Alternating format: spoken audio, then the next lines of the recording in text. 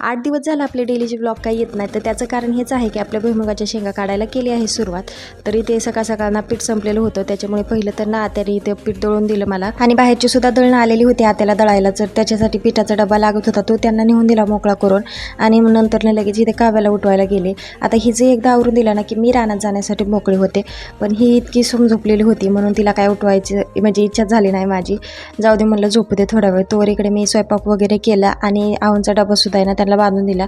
त्यानंतर नाही ते ना 2 दिवस झालं माझं ना दूधच खराब होतंय आणि फ्रीजमध्ये म्हणजे ठेवायचंच माझ्या ध्यानात राहत नाही, गाल झाल्यावर ठेवेल असं म्हणते, पण ती राहूनच जातं. असो आता ती लक्ष करून ठेवावंच लागेल. आणि कालच्या नाच्या दुधाचं मला पनीर करता येईल, आत्ता नाही बरं का, ज्यावेळेस टाईम मिळेल त्यावेळेस. आता रानात जायची खूपच जास्त घाई झालेली. त्यानंतर ना पुन्हा काव्याला उठवायला गेले, पण ती अजूनसुद्धा खूपच गाढ झोपेत होती.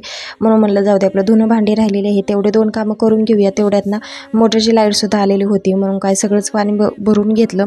आणि 2 दिवसाचं एकदाच पाणी भरून घेते म्हणजे उद्याचं टेन्शन आपलं मिटून जातं. आता इथे 8:45 झालेले होते, पण ती अजूनसुद्धा घुमटू झोपतच होती. म्हणून तिला आता म्हणलं काय जमणार नाही तुझं, लवकर उठच म्हणून. तर तिला उठायला लावलं कसं तरी आणि तिची आंघोळ वगैरे घालून दिली. आणि नंतर तिच्या हातानेच तिने ते ना गन पावडर वगैरे केलं. त्यानंतर रानात गेले ना असं कळशीला ना टावेल वगैरे ना गार करून लावला बरं का, जेणेकरून पाणी ना गार राहील कळशीमध्ये. तातेली ती लाडीगोडी लावली आणि येल उपटायला लावले कसे तरी. त्यानंतर ना इथे ना शर्ट वगैरे घालून घेतला आणि स्कार्फ वगैरे बांधलं, टोपीसुद्धा घातली. आता टोपी घातल्याने काय होतं ना, डोळ्याला डायरेक्ट ऊन लागत नाही आणि इतकं ऊन जाणवत नाही. छत्रीसुद्धा आणली होती म्हणून, पण आता छत्री हातात घेऊन काम काय करता येणार नाही. काठीला बांधावं म्हणलं तर काठ्या सगळ्या या मॅडमनी ते खेळायला घेतलेले आहेत. त्यानंतर दुपारी कस्टमर आलेलं होतं आयब्रोज करायला, तर रानातून मला आहे ना ते 30 रुपयासाठी जावं लागलं.